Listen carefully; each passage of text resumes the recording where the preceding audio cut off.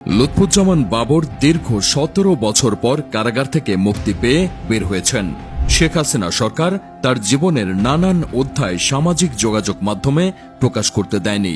তার জীবনের এমন কিছু অধ্যায় আছে যা এখনো কোনো মিডিয়া বা সামাজিক যোগাযোগ মাধ্যম প্রকাশ করতে পারেনি। লুৎফুজ্জামান বাবরের সাহসী জীবন নিয়ে বিস্তারিত আলোচনা করব আজকের এই ভিডিওতে। প্রিয় দর্শক, আপনি যদি লুৎফুজ্জামান বাবরকে আবারও স্বরাষ্ট্রমন্ত্রী হিসেবে দেখতে চান তবে কমেন্টে লিখুন #বাবর। জানুন তার জীবনের সত্যিকারের অধ্যায়। লুৎফুজ্জামান বাবর ১৯৫৮ সালের ১০ অক্টোবর নেত্রকোনা জেলার মদন উপজেলায় জন্মগ্রহণ করেন। তার শৈশব কেটেছে ঢাকার মগবাজারে। পিতা একে লুৎফর রহমান ছিলেন একজন সাবেক পুলিশ কর্মকর্তা। তার মাতা জোবাইদুর রহমান ছিলেন গৃহিণী। ৪ ভাই ও ৩ বোনের মধ্যে তিনি ছিলেন তৃতীয়। ছোটবেলা থেকেই তার মধ্যে নেতৃত্বের প্রবণতা দেখা গিয়েছিল, যদিও শোনা যায় তিনি পড়াশোনায় বিশেষ ভালো ছিলেন না। কেউ কেউ দাবি করেন তিনি মাধ্যমিক পরীক্ষায় পাশ করতে পারেননি। আবার অন্য সূত্রে জানা যায় তিনি ইন্টারমিডিয়েট পর্যন্ত পড়াশোনা করেছেন। ১৯৯১ সালে পঞ্চম জাতীয় সংসদ নির্বাচনে স্বতন্ত্র প্রার্থী হিসেবে আনারস প্রতীক নিয়ে নেত্রকোনা ৪ আসন থেকে সংসদ সদস্য নির্বাচিত হন। পরে তিনি বিএনপিতে যোগ দেন এবং ধীরে ধীরে তারেক রহমানের সঙ্গে গভীর বন্ধুত্ব গড়ে ওঠে। তার এই ঘনিষ্ঠতার ফলেই তিনি দ্রুত বিএনপির নেতৃত্বে প্রভাবশালী হয়ে ওঠেন। ২০০১ সালে অষ্টম জাতীয় সংসদ নির্বাচনে তিনি আবারও সংসদ সদস্য নির্বাচিত হন এবং খালেদা জিয়ার নেতৃত্বাধীন সরকারের স্বরাষ্ট্র প্রতিমন্ত্রীর দায়িত্ব পান। স্বরাষ্ট্র প্রতিমন্ত্রী থাকাকালীন সময়ে তার পদক্ষেপগুলো তাকে আলোচনায় নিয়ে আসে। তার উদ্যোগে গঠিত হয় র্যাপিড অ্যাকশন ব্যাটালিয়ন র্যাব, যা দেশে আইনশৃঙ্খলা রক্ষায় গুরুত্বপূর্ণ ভূমিকা পালন করে। তবে তার সময়ের কর্মকাণ্ড নিয়ে বিতর্কও কম ছিল না। ২০০৪ সালের ১ এপ্রিল চট্টগ্রামের CUFL ঘাটে ১০ ট্রাক অস্ত্রের একটি চালান ধরা পড়ে।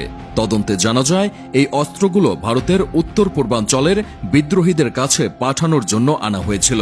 এই ঘটনায় লুৎফুজ্জামান বাবরের নাম সামনে আসে। অভিযোগ ওঠে তিনি 7 সিস্টার্স নামে পরিচিত ভারতের ৭টি রাজ্যে বিদ্রোহ উস্কে দেওয়ার পরিকল্পনা করেছিলেন। ভারতের অভিযোগ ছিল বিএনপি সরকারের সময় এই বিদ্রোহী গোষ্ঠীগুলোকে সক্রিয় সমর্থন দেওয়া হচ্ছিল। ২০১০ সালের ৩রা অক্টোবর ১০ ট্রাক অস্ত্র মামলায় তাকে গ্রেফতার করা হয়।